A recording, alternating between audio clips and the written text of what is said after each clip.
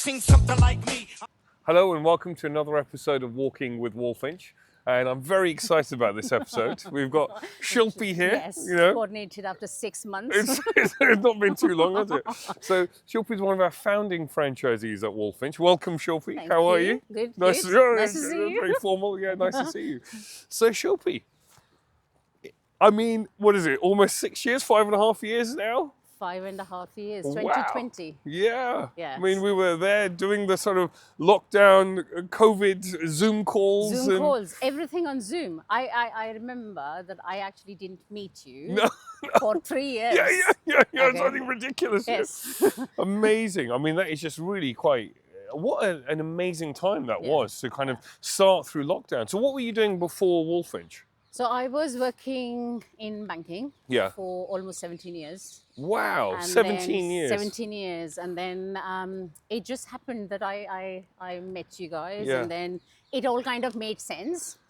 And I was like, yeah, why not? Just then kind of decided on starting up my own thing, Yeah. which I've been wanting to do for years and years, but nothing Had you? kind of. You always had the itch Yes, there. I Yeah. always had the itch, but it started from the fact that I wanted to do nurseries, Yeah. but then COVID happened and nurseries closed. Yeah, And oh then gosh. basically after that I met you guys, and Yeah. then everything fell in place, right location, Yeah. right money, Yeah. and that's it. How amazing. I never knew you wanted to get into nurseries, actually. That's how interesting. So why nurseries? What was... I think it's a known place, Yeah. Wherein I did have an opportunity, and obviously have 2 kids myself, Yes. so I understand the whole process of the childcare and what is required. Yeah.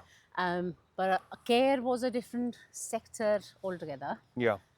But I think that's where the advantage was, having a franchise to kind of give that kind of knowledge. Yeah, sure. But yeah.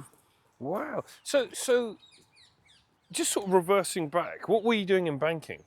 Okay, so banking was in terms of, I was in retail banking. Yeah. But in retail was more around managing number of branches, making sure their operations were okay. Yes. The risk side of it and the Yeah. compliance side of it was spot on. Yeah. Because as an outsider, you don't realize how much of stuff goes in there. Yeah. And then people management, team management, and then making sure that we were doing the right thing for the clients. Yeah. I mean, so actually, when I hear you speak, I'm thinking that's kind of similar to what you're probably up to right now, right? It's a lot of time people or whoever speaks to me, they're like, from banking to care. Yeah. I said, there is a lot of similarities. It's vulnerable clients. Yeah. Okay, you have to make sure people are informed of what are the choices. Yeah. And it's very similar. You are talking to people. You are giving them what they need. And doing Amazing. it at a high standard Yeah, as well. yeah. I think that's really interesting. I mean, I think the thing that really struck me, and I remember having one of the first conversations, I was away Yeah. actually, and we were on Zoom. And it was sort of the evening, and I remember my wife and I were in Spain at the time, and I was like, "Oh, I've got a Zoom call. There's somebody that might want to buy a franchise." And I think it was I think we were the second one. You were the second ones that we're one, talking yeah. to, No, yeah. third one. I think it was yes, Cameron. yeah. And yeah. And so we're having this conversation, and and I remember sort of dissecting the whole conversation Yeah. with my wife, and it was the same thing. And she was like, "Oh, banking, like is that?" And I was saying to her that actually I think there's so many synergies between that world and our world because It's of the compliance. It's the care industry is heavily regulated. Yeah. And so is banking. Yeah. So if you understand and you're not faced by the compliance side of it, then it's actually okay Yeah. to be in a care business. But if you're not used to that level of evidencing, Yes. that level of in-depth going details, and then I think a biggest part is relationships. Yes. I think this industry, or I think maybe any industry, but banking in this, relationship heavy. Yeah. It's people, word of mouth, recommendations. That's what really, I think that's really interesting, and you've been very successful in that whole relationship building piece. Like, you. I'm sure about that one. Well, we'll go into that. Actually, that's quite a fun story. I think there's some really, looking at your business success, and it is a roaring success, which is wonderful. But I think so much of that comes down to your ability to build relationships with, referral providers or the local community. I mean, I wonder if you would just mind talking a little bit about that. So what is it that you do that you think is slightly different to everyone else? I think in a relationship, you have to obviously understand 70% of the time, why are you actually approaching someone? Yeah. Okay, 70 to 80% if you don't know what you are wanting, it's a two-way street. And you have to be making sure that what can you give in return for, Yeah. if you want to build up, it could be the emotional support, it could be the, support in terms of, how can we help somebody? So if there is a referral provider, are we giving the service that we need? Because relationship building is easy, but maintaining consistently, I think the key is consistency. That's interesting. Yeah. And making sure that you can deliver the service that is required on both ends. Because say a person gives me a client, and then the client actually makes a complaint about the service that is being delivered, that's not going to help build up a relationship. Yeah. It's the trust over a period of time that helps kind of build those stronger bonds. I think that's really interesting. And what I'm hearing from you is that it's not like a sales pitch. No, you're making a friend, no. and then you are delivering I think results on an ongoing basis. It's a trusted relationship, Yeah. because sales is a very negative word. Yes. But at the end of the day, you have to do it. Well, it's all in life. How you do it. Yeah. I think that becomes critical. Yeah. Is because rather than being pushy, you have to be a lot more, in terms of softer. You're not going like, okay, this is what we want from you. What is it that you can actually give?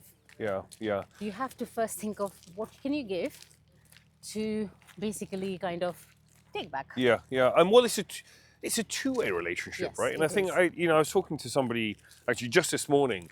He was saying, "Well, I've been out and I've shaken a few hands and nothing's fallen out of the sky, Amrit." Yeah. And the conversation I was sort of having was that, look, it's what Trevor was saying at our conference, Trevor Brockbank. It's that kind of 4x4. It's at least having 4 bits of contact with somebody, and then actually building a relationship. Again, what have you delivered to them? And I think it's just constantly going back and constantly sort of scratching at that. The thing is, sometimes I think people want overnight. Yeah. It's not going to happen. Yeah. You have to build that trust. You have to have credibility, testimonials saying, actually, whatever I will deliver from start to the end. Yes. You can't have, relationship wherein, I've met you, I've given you a box of chocolate, and then what? Yeah, and now what? Okay, now give what? me something. Okay? Yeah. It's not like that. Yeah. It's finding out where they're going on holiday. Yes. It's finding out what are the kids' names. Yeah. What do they like? If somebody has told you going on holiday, have you picked up the phone after they come back from holiday to only ask how was their holiday? Yeah. You're not asking them, give me referrals. Yes. Yeah, You're building a relationship. It's proper rapport building. It's real. It's how you would make a friend. Yes. Essentially. Yeah. Right. So you need to remember the kids' names. Yeah. You need to remember their own words. Yes. What did they actually use? So this holiday is, say, it's for my family and they're coming together. It is our 50th or 100 or whatever. Yeah. So you need to remember those softer facts. Yeah, it's lovely. Yeah, I think this is great. Actually, I think we'll have to send this episode around to all of the franchisees again. Actually, because I think it's so simple, but it's so important. Yeah, and I think it's so easy to forget these things. And there is certain, and I think that's where the banking experience and the training really does help, because you have to dissect your communication. Yeah. You have to dissect in terms of how do you start, how do you come across, what kind of questions do you ask? Because if you're asking closed questions, you're going to get closed answers. Yeah. So are you asking the right questions to get the right answer? Because you need to gather information about a relationship first. Yeah. To kind of see what is it that we can possibly do. I think that's super interesting. And then, so we sort of looked at this kind of communication piece, and it's clear to me where so much of your success has come from. Yeah. Pause. Are we okay? Yeah. No. I'm just thinking he might fall. Dan never falls. Yeah. He's golden. right? Right, okay. Yeah. Right. So we've talked about this communication piece and where that success has come from, actually. Yeah. You know, and it's clear to me it's this, you know, this ability to be able to build rapport. I was talking to somebody for a franchise development meeting yesterday, and one of the key things I was saying to them was, if you can't do this, and we're happy to put our arms around you and support you, but if you can't do this, and actually we're probably not the right brand for you, because this is really where it comes from. Yes, you can get leads from portals and websites and whatever, but they top things up. They don't build the business. As you said, you can get leads. Yeah. Okay. If I talk to a person, that person will go with me. Yes, exactly. Okay? Yes. You need to know your ability of how you need to ask the right questions. Yeah. And try and be actually genuinely helpful. Yeah. Because that is being genuine behind your communication, behind your intention. Yeah. I think that intent is very, very important. Yes, we are all here to do business. Yeah. But are you doing it within an ethical way? Yes. Are you doing it in the right spirit? Yes. Yeah. I think that becomes really key. And again, simple example, somebody's asked for the cost, but have you asked about, when you are talking to a lead, have you asked about the actual person? Have you asked their name? Yeah. What does Beth like? Yes. Okay. Yeah. You're using their name, you're making it personal. Yeah. So communication again is, what would she like? What is the outcome that Beth would like? Yeah. Okay. That is, I know cost is more, okay, but what does she want to achieve? Truly. I mean, and when you think how you purchase anything, you purchase a luxury car or care for your mum. Yeah. You purchase it thinking, does it fit my lifestyle? Does this kind of really, do I care? Does this person really care about it, or am I just being sold to? Yeah. I think that's such an important piece. I'm going to pause you for a second and tell you. I think we should get our next conference in there. You know, the cold water swimming conference, right? I was telling him earlier as well. There is a women's pond and Yes, a men's. yeah, There is a proper area the that Lido, you can actually go. I mean, my wife and I years ago, we got all the stuff. Yeah. And then it's still got tags on it. And every morning we're like, yeah, we should definitely do this. Yeah, but I might not go in there. I might get a heart attack, dude.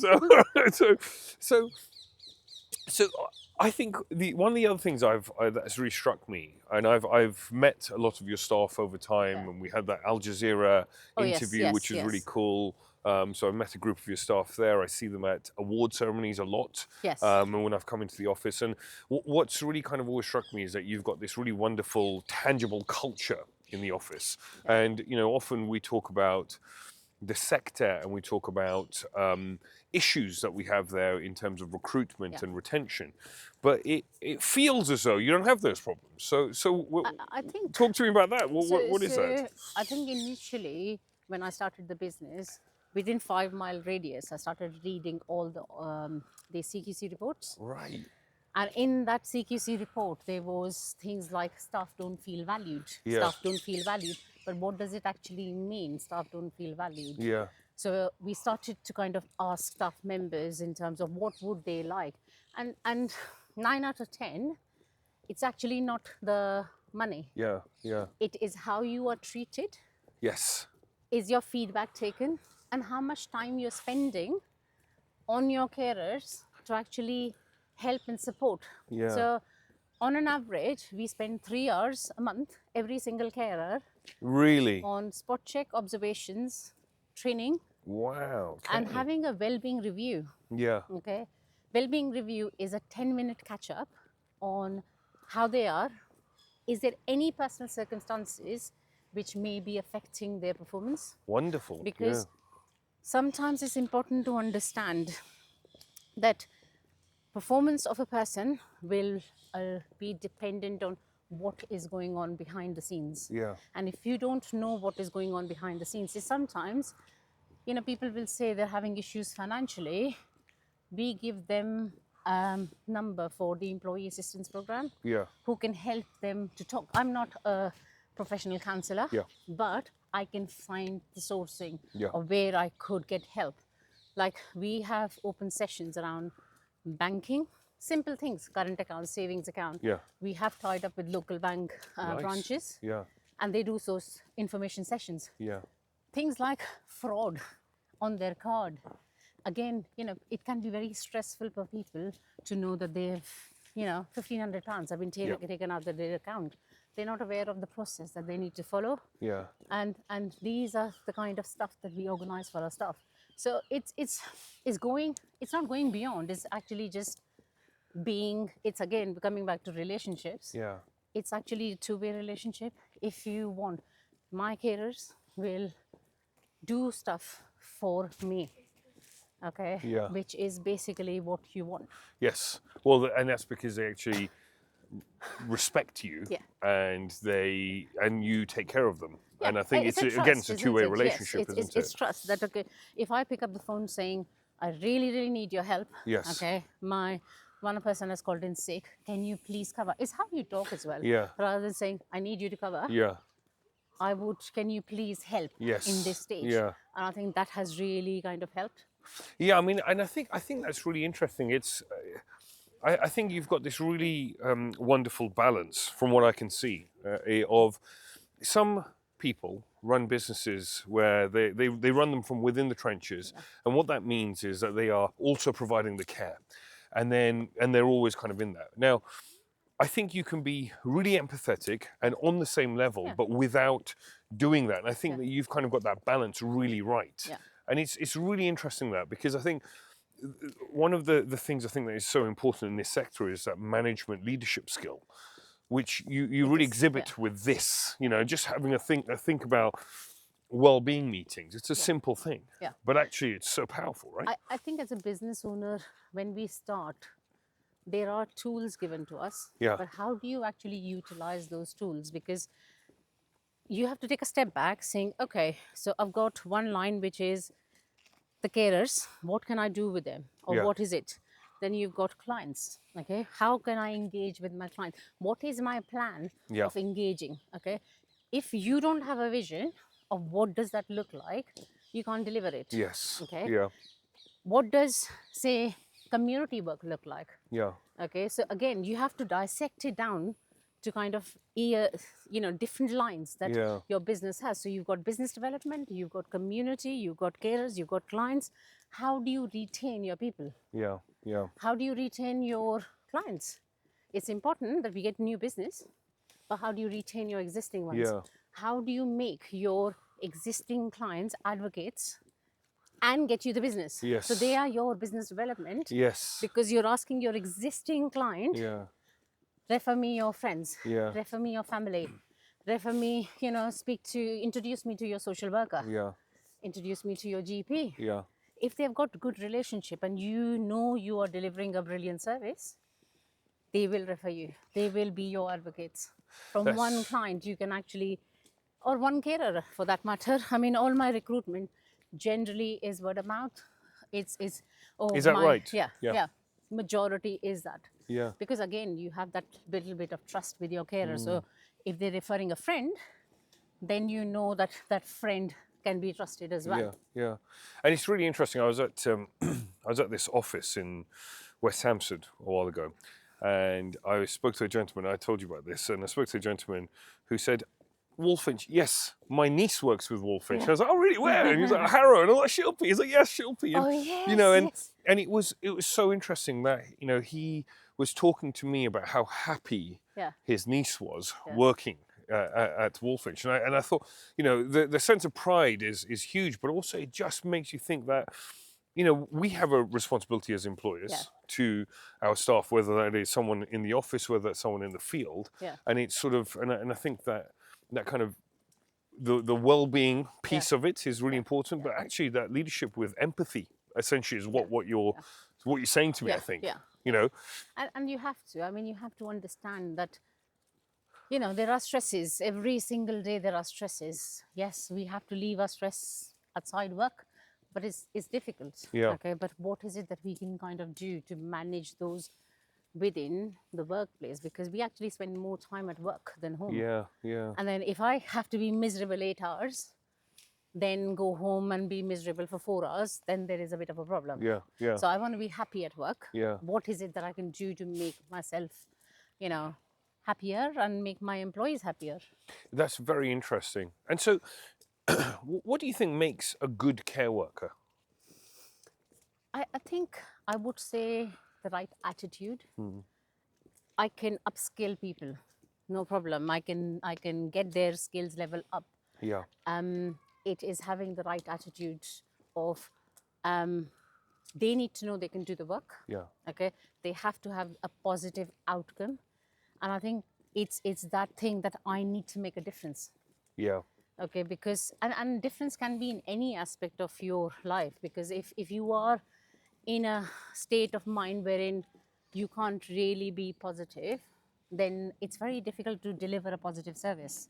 So I think that attitude for me matters a lot. that's very interesting. And I think one of the things that Neil Eastwood, author of Saving Social Care, often says to me is exactly that. It's not about the money. And yes, of course, there is a Money is minimum, important, yes. that Yeah, that is yeah. required. But actually, when you're in a role, Yeah. you're not leaving because of the money. You're often leaving because Of the your leadership. And boss. yeah, you leave a boss. You don't leave a job often. Yeah. And it's. And I think but that's a two-way piece. I think also really looking at when you're recruiting somebody, are they the right fit for me? Yeah. And rather the right fit for the business. Yeah. But also, do they have a purpose? Is what you're saying, which I think is so important. And and all of that fitting and having the right attitude. I mean, that is remarkable, because actually that person's already coming in where they're going to stick around longer in the first place, because they've just been recruited properly. And you can, I mean, my whole office staff, is they started as carers. Yeah, yeah, Freya, she started as a carer, yeah, coming from a catering industry, hospitality, to the fact that she's the RM. yeah, You've got, the care coordinator. They're all from my care staff. So there yeah, is a succession planning in place that I keep as well, which is, I think, really key, because if a carer doesn't know, and we do a lot of surveys, if they indicate that they want to go further, they want to explore other areas, we make a career path for them with them. yeah. Okay, what does that look like? Where do they see themselves? Do they have the right qualities? If they don't have the right qualities of, say, managing people, it doesn't come. People are not born with. Some people are, Yeah. I would say, but Yeah. not everybody is born with people management. People skills can be learned over years. Yeah, and Okay. I think that's so true, because actually, just because you don't have it, it doesn't mean that you can't have it. In fact, Exactly. when I was a child, my people skills were really bad. They were just actually terrible. I was terrible with people. I was very weird. I'd say odd things and whatever. But it was a skill that I developed over time. Yeah. And I think sometimes we take it that whether we have the right people skill is I think when you are a child, you say it as it is. Yes, that Okay. is true. Yeah. But I still say it as it is. Yeah, yeah. That's a bit of a problem. I've never noticed that. I still say as it is, but I think it's knowing the emotional impact of the other person, even when you are saying the truth. Okay, and saying it in a way to kind of mentally prepare them. Yeah. That, okay, this is coming, and the fact that, what is it that we could possibly do? It is not to sack you, it is to actually, be together towards the same goal. Yeah, and I think that's it. That sort of people development. I think you've hit on something so interesting there with succession planning and development, whether that is sort of soft skills or whether that is a career path. And I think actually one of the things that we don't do very well as a sector is succession planning and really kind of transitioning someone from a care worker to a higher role, if they want that. If they want that. I mean, the thing is, sometimes people won't actually know they could do it. So I think it's identifying as well that there is potential in this person that I see. Yes. There could be someone who would automatically volunteer. Yeah. But you have seen that, okay, a care worker is taking that initiative to call up the GP, and they call up the OT, and they call up, so there is that skill of being a supervisor, and coordination is coming in. It just has to be refined. I think that's it, and that is super interesting, isn't it? When you really dig down and you start learning what people just pause for a second. We didn't get. No, that's okay. No, good. Thank you. Carry on. Yeah. No, the only thing is you got too many dogs behind you.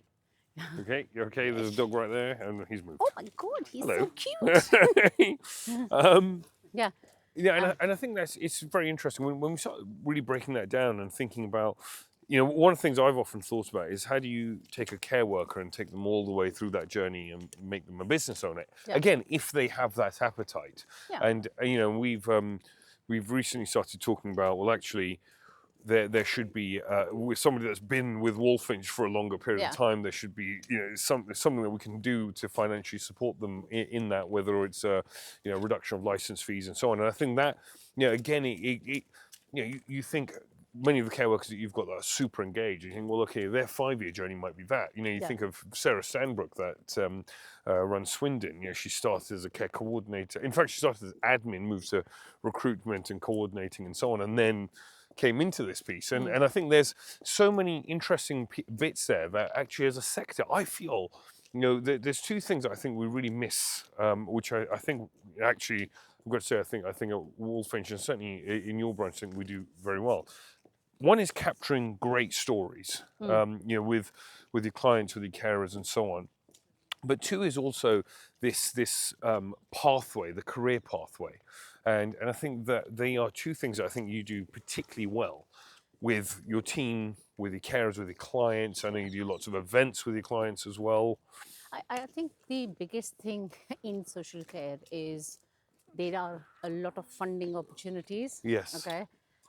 And if you have the right contacts, they will tell you what are the possible options which are available. Yeah. And I think what I do, small business, we don't have a lot of funds that we can do this, and this is the amount of training we can do. Like I've recently added 2 people on level 5 social care free of charge because it's funded by levy transfers. Yes. Okay. Then I've got 2 people doing level 3. Yeah. Okay, who again want to do supervisory roles, and it is that career path that you can help with in terms of finding the right resources to kind of coordinate. Whether and again, I have had a very clear conversation that what, if you do it and you find another opportunity, it is for me. That is my success. Yeah. Yeah. Okay? Truly. It's yes. not the fact that you will leave me if I don't care for you. Okay. But if you think that there is someone somewhere else and I can be a person who can help and assist you with that, then brilliant. I think that is absolutely and again, the right attitude. knowing the fact that what are the options which are available. I mean, a lot of times employers are not aware of the fact that there is workforce development fund. How can you utilize that? We work a lot with our local businesses and education. Like we work really closely with Harrow College. Okay, we're getting their venue free of charge to organize our training, but at the same time we have given equal opportunities or opportunities for the students who are 16 and 17 to actually attend our training. Okay, so then it gives them an idea whether social care is the right path for them. I think that's so interesting, because actually I think that's one of the other really cool things about getting into people that are at a younger age and stage and saying, well, have you thought about this as a sector? So I think one of the interesting things about talking to young people and getting young people in the sector, and actually again, that's just a whole workforce that we just miss really in many ways, right? I mean, my workforce is younger, and I do speak to my clients saying the fact that yes, they are younger doesn't mean the fact that they don't have the right attitude. They can actually do, in a lot of times, my younger carers set up social media.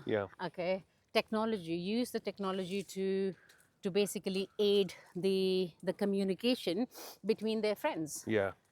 Sometimes it's if a person is bedridden and you can't physically take them out, they can still use an iPad or activities that can be done using technology. It's so interesting. I think that you're so right. I mean, and actually we just sort of often write people off because they're younger, but actually, if they have a mature outlook, then the whole thing just can work. And their skills, the things that we can learn from younger people, I think that's vast, actually. I had a carer. She was 18. Okay, she's obviously had a baby now, but a lot of our clients really loved her because they thought of her as their grandchild. So the conversation, as earlier, is the attitude which really kind of helps, because helping an 18-year-old how to kind of make a cup of tea, how to make breakfast, you help with the skills. And when they deliver it with a client and then have a conversation, because a lot of the older clients that we've got, they like talking about going to university. They Yeah. like talking about, what is happening in the world. I mean, it's a very generic kind Yeah. of conversation. But that if you can communicate well, you are a good carer. And Yeah. again, attitude becomes a very, very key part of the carers who come in. Yeah, no, absolutely. I think that is that is very interesting. I think again, when you look at it from all angles, attitude is something really interesting to recruit for. I mean, it's the attitudes, the values. If you put all those things together and you shake that up, that's a really wonderful cocktail that you've got there. Yeah. So Shilpi, you've done 17 years in banking. Yeah. You've done 5.5 years at Walfinch. 5.5. Yeah. Doesn't feel like that long, actually. No, It's, it doesn't. Well, I think maybe my white hair. Yeah, might, I was going to show say it, my, but- my hairline was here when we started. Now it's kind of becoming the McDonald's M. But so what's next? Like, what does the next 10 years look like for you, for your Walfinch journey, for your business career? What does it look like? I think I was having a conversation with one of my colleagues regarding this, that what would you prefer? Which industry would you have preferred? Would you have preferred staying in banking Yeah. or the business? And I think the biggest thing for me is my independence. Yeah, And my flexibility. I think when I joined, I did mention that for me, school drop-offs are extremely important because I've missed out on my first child because obviously I had a job that I had to get to, whereas here I am flexible. I am actually looking after myself, which is sometimes as a mother you tend to forget because you put everything else so true. except yourself. So true. So my team knows 8 o'clock I'm in the gym. Yeah, great. Every single day. Give okay? some skin. Yeah. Nice. So 8 o'clock to 10 o'clock, they know they know where my gym is. So if there is anything urgent, they will come there. Okay. But it gives me that flexibility of looking after myself so that I can then do things in the right way, have the right mindset. And my freedom, flexibility, and the satisfaction. I think the satisfaction that you get involved with a client and the family. I know sometimes, it's not every single person that you do get involved, but your team is doing the right thing. Yeah. And I think that satisfaction is just amazing. That's really wonderful. I think that's it's so interesting because actually, when I think back, I mean, I've been self-employed most of my life, actually, bar 8 months. And I think the key thing for me has always been the flexibility piece. And I remember talking to a friend of mine years ago saying that actually I would, rather be self-employed and be able to manage my own time, even for half of the pay, rather than be employed and be like, well, you have to be here at 9 o'clock always. And also the boredom of that would just drive me nuts. It's but then what's next? I mean, how do you, is your plan to scale it, to stay there? Like, are you happy with that? What's going on in your head? Well, a few things keeps on, I think scaling it definitely is in the next 5 years. Yeah. Maybe multi-unit, but Yeah, it nice. depends on the conversation Hey, I have with you. We're all in. Yeah. But I like what I do, and I think that is for me. I'm happy to get up in the morning and go to work, as in like work, whatever, and the business. So I think for me, scaling it would be retaining what I do brilliantly. And I mean, that flexibility, as you said, I want that flexibility, okay? Yeah. Which is very, very key and important as well. I think that's really, really interesting. No, great. And what about, so when you're looking at care workers and you're looking at your recruitment journey and the people that are with you, what's your aspiration with them? Are there projects that you've got and plans that you're thinking about, or new things that you'd like to test there? Because I know there's always lots of fun stuff happening at the Harrow Broad. So I think in terms of, for me, it is doing things brilliantly, and then I have to reflect back, what does that look like? Yeah. And I think it's going and again, use of technology is becoming really, really big part of the care sector. But how can we use the right technology with the right piece, and then coordination of different things, so that at least the person who's the end user, their life is easier. Yeah. No, that's great. I think So, that's, yeah, in terms of project, I always have people, in terms of their career paths, Yeah. I work really close with Skills for Care as well. So anything which comes up on there, I tend to kind of, pass it on to, because it's Harrow and Brent that I keep on kind of, working closely with the councils as well. Yeah, sure. And I think it's important. It's not, you have to understand how can you be useful Yeah. to all these people as well. I mean, it's coming back to relationships. It's a two-way path. Yeah. How can you be useful and making somebody's life a lot easier? Oh, that's wonderful. Thank you. And I've got to say thank you so much for joining today. I know, it's that time of year and you're busy, but it's been one of the things I've been the most looking forward to in December, I've got to say. So thank you very Thank much. you very much for having me. I The- think it was amazing. Yeah, day we, today. we've We got almost our umbrellas. we've almost been saved. The thing I always like to end these podcasts on is one question, and the question is, if somebody out there is listening right now and trying to build their first million or next million in business, what would be your one piece of advice that you would give them? Some actionable advice that you could give them? I think for me, consistency and resilience. Yeah. Okay. You will get no's. Yeah. You will get declines. It does not mean that you are bad or you don't have the right skills. You just have to carry on. Yeah. You just have to, without kind of thinking of failures that you might have had, and you will have failures. You will have a lot of setbacks because business isn't easy. Yeah. But you just have to carry on, and you have to be consistently, making those contacts, making changes to your business, thinking back and kind of reflecting on the actions and learn the lessons. That's and wonderful. think about how we can do it better. Thank you. Thank you very much. That's an amazing bit of advice, actually. Yeah. It's, I think we're going to need to slice that and send that to our whole network. And thank you very much for tuning in to yet another episode of Walking with Walfinch. Until next time, and hopefully it'll be drier. Yeah.